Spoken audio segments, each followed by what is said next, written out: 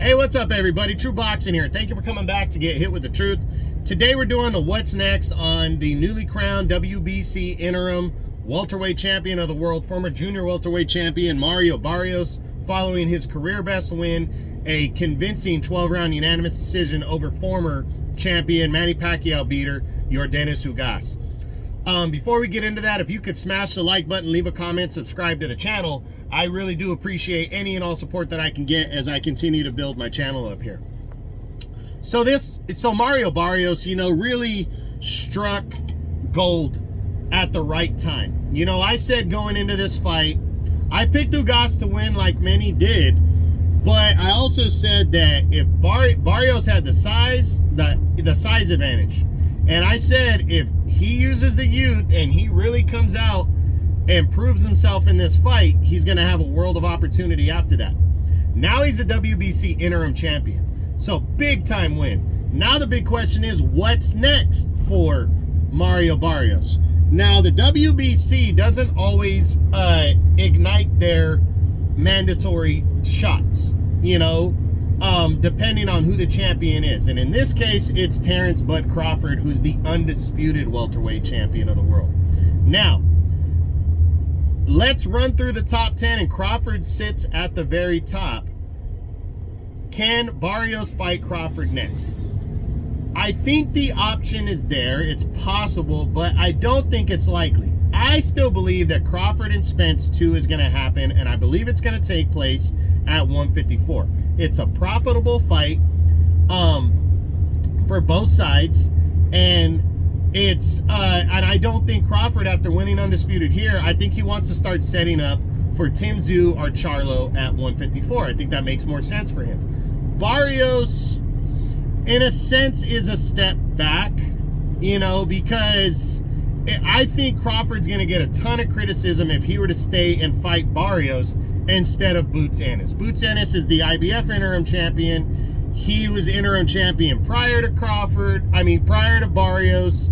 And, he's the guy that is most deserving of a shot if Crawford stays at 147, unless Spence wants to fight for the undisputed title at 147, or unless Crawford can get Teofimo Lopez or Gervonta Davis, which that's not going to happen now. Davis said he was just messing around, but unless he gets a high quality fight like that, I don't think Crawford fights a guy like Barrios, because he's just going to get criticism for that. So I'm not seeing this fight between Barrios and Crawford.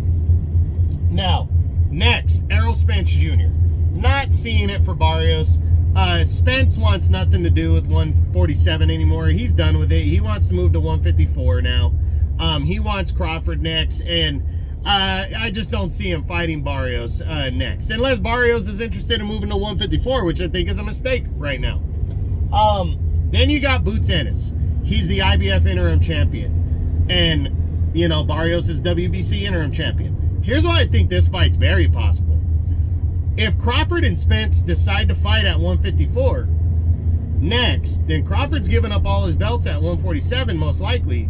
So both Barrios and Spence get upgraded to full champions. And I think, Barrios and Boots Ennis get upgraded to full champions. I absolutely think unification's in the picture. I think those two guys could fight for sure to unify two belts and to start the road back to undisputed, because the other champion is Imantas Stanionis, who's also with the PBC. So I really absolutely believe that Boots and Barrios makes a lot of sense to unify belts. So yeah, I could definitely see this fight going down. Then there's a rematch with Yordenis Ugas. Not going to happen. Doesn't need to happen. Ugas is probably done, so I don't see it. Then there's Keith One-Time Thurman, which is a rematch. Now, Barrios might want this fight, but would he want to take on Thurman again next? Thurman hasn't even fought since he beat Barrios last year. I don't know if Thurman would want Barrios again, because Thurman he doesn't seem to want to fight, and when he does seem to want to fight, it's fucking only big fights. But he always outprices himself. He's kind of like the welterweight Andy Ruiz right now, but Thurman's been doing it longer. So actually, Andy Ruiz would be the heavyweight Thurman. But I mean, who knows if Barrios would be interested, or if Thurman would even be interested, even though Barrios holds a belt. Because I think Thurman's looking at it like, well, neither one of these guys is a big-time money fight, and I already beat this guy. So I don't see it. Thurman's already held the title there at 147. And from what I'm hearing, there's a good chance Thurman's making his move to 154 as well. So we'll see. Then there's WBA regular champion Imantas Stanionis. Well, Stanionis is in the same boat as Barrios and Ennis. He just has a different title on his belt, which is regular belt.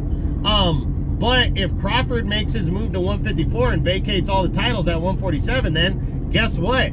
Here's Stanionis gets upgraded to full champion. He's with the PBC. So I absolutely believe that we could see Barrios and Stanionis next to unify belts.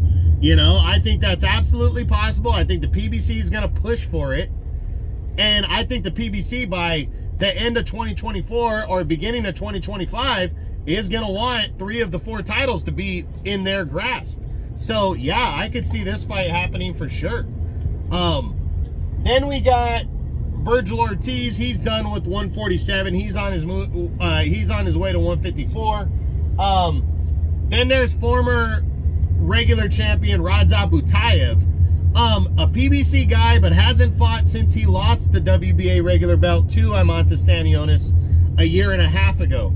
So would he want to fight? Would Barrios want to fight a guy like that? Maybe. You know, that might be a go-between type opponent. He hasn't fought in a while. He is a PBC guy. Barrios might be able to sell that one. And Butayev ain't a pushover. So I think that is possible. Then there's Cody Crowley.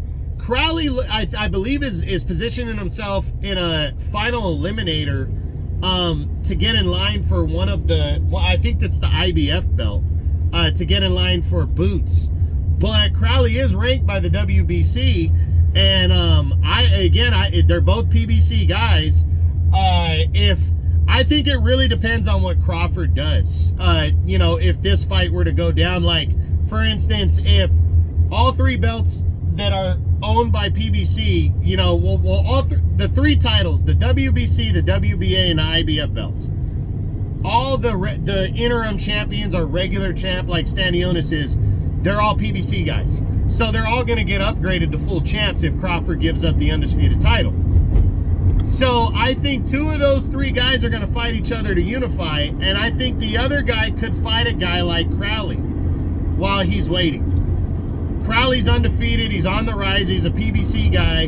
Not a big power puncher, but a good boxer. So I think they might show some love and fight a guy like Crowley next. I can absolutely see that. And then you got Romain Villa.